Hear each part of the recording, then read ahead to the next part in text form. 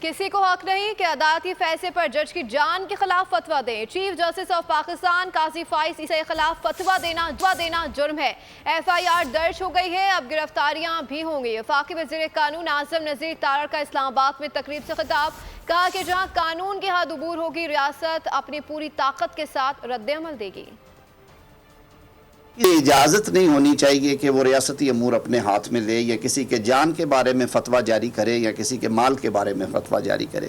Chief justice Pakistan کے حوالے سے جو خبریں باہر آئیں کہ ایک گروہ نے اپنا قانون مسلط کرنے کی کوشش کی اور فتویٰ جاری کیا ہے، وہ نہ صرف قابل مذمت ہے بلکہ وہ قابل دست اندازی پولیس جرم ہے اور اس پہ پرچہ درج ہو چکا ہے۔ ہم یہ امید رکھتے ہیں کہ آپ کو جلد اس پہ پروگریس سے آگاہ کریں گے اور اس پہ گرفتاریاں بھی ہوں گی اور یہ زیرو ٹالرنس ہوگی اس پہ ریاست کی۔ جہاں پہ قانون کی حد عبور ہوگی، بریچ ہوگی، کرائم کمٹ ہوگا یا کرائم کمٹ ہونے کی دھمکی ہوگی یا کوشش ہوگی، ریاست اپنی پوری طاقت کے ساتھ اس پہ ریئیکٹ کرے گی۔